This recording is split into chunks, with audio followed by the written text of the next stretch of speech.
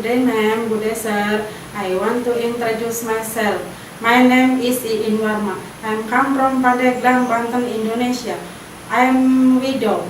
I have three children. I am junior school. I am Muslim. I cannot eat pork, but I can cook pork. I have experience in Arab 5 years.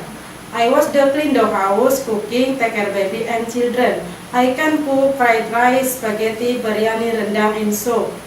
I want to work in Singapore because I want to make money for my future and family.